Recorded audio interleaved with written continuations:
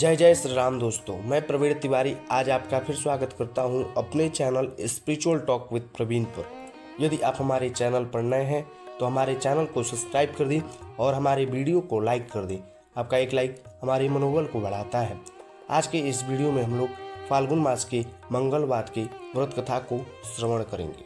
चलिए बिना देरी किए दोस्तों अपने वीडियो को शुरू करते हैं और मंगलवार की व्रत कथा को श्रवण करते हैं। एक केशव दत्त नाम के ब्राह्मण ऋषि नगर में अपने पत्नी अंजलि के साथ रहते थे। केशव दत्त के घर में धन संपत्ति की कोई कमी नहीं थी। नगर में सभी केशव दत्त का मान सम्मान किया करते थे। केशव दत्त को छोटी सी चिंता सताती थी कि उनके कोई संतान नहीं थे। दोनों पति पत्नी प्रत्येक मंगलवार को हनुमान जी की पूजा करते थे। विधिवत मंगलवार का व्रत करते हुए कई वर्ष बीत गए। ब्राह्मण बहुत निराश हो गया, लेकिन उसने व्रत करना नहीं छोड़ा। कुछ दिन के बाद केशव दत्त हनुमान जी की पूजा करने के लिए जंगल में चला गया। उसकी पत्नी अंजलि घर में रह करके मंगलवार का व्रत करने लगी। दोनों पति पत्नी पुत्र प्राप्ति के लिए मंगलवार का विधिवत व्रत करने लगे।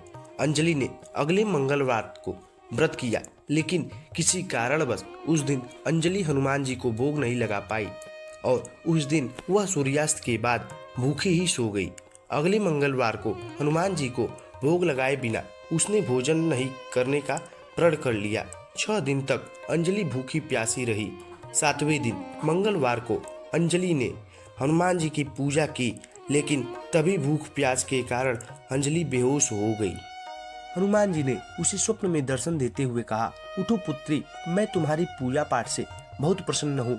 तुम्हें सुंदर और सुयोग्य पुत्र होने का वर देता हूँ। यह कहकर हनुमान जी अंतर्धान हो गए। तत्काल अंजलि ने उठकर हनुमान जी को भोग लगाया और स्वयं भोजन किया। हनुमान जी की अनुकंपा से अंजलि ने एक सुंदर शिशु को जन्म दिया। मंगलवार को जन्म लेने के कारण उस बच्चे का नाम मंगल प्रसाद रखा गया। कुछ दिनों के बाद अंजलि का पति केशव दत्त भी घर लौट आया। उसने मंगल को देखा तो अंजलि से पूछा, यह सुंदर बच्चा किसका है? अंजलि ने खुश होते हुए हनुमान जी के दर्शन देने और पुत्र प्राप्त होने का वरदान देने की सारी कथा सुना दी। लेकिन केशव दत्त को उसकी बातों पर विश्वास नहीं हुआ। उसके मन में पता नहीं कैसे यह कलुषित विचार आ गया कि अंजलि ने उसके साथ विश्वासघात किया है। अपने पापों को छिपाने के लिए अंजलि मुझसे झूठ बोल रही है। केशव दत्त ने उस बच्चे को मार डालने की योजना बनाई। एक दिन केशव दत्त स्नान के लिए कुएं पर गया। मंगल भी उसके साथ था। केशव दत्त ने मौका देखकर मंगल को कुएं में फेंक दिया और घर आकर बहाना बना दिया कि मंगल तो कुएं पर मेरे साथ पहुंचा ही नहीं था। केशव दत्त के इतने कहने के ठीक बाद मंगल दौड़ता हुआ घर लौट आया। केशव दत्त मंगल को देखकर बुरी तरह हैरान हो उठा। उसी रात हनुमान जी ने केशव दत्त को स्वप्न में दर्शन देते हुए कहा, तुम दोनों के मंगलवार के व्रत करने से प्रसन्न होकर पुत्र जन्म का वर मैंने दिया था, फिर तुम अपनी पत्नी पर शक क्यों करते हो? उसी समय केशव दत्त ने अंजलि को जागकर उससे क्षमा मांगते हुए स्वप्न में हनुमान जी के दर्शन देने की सारी कहानी सुनाई। केशव दत्त ने अपने बेटे को हृदय से लगाकर बहुत प्यार किया। उस दिन के बाद सभी आनंद पूर्वक रहने लगे।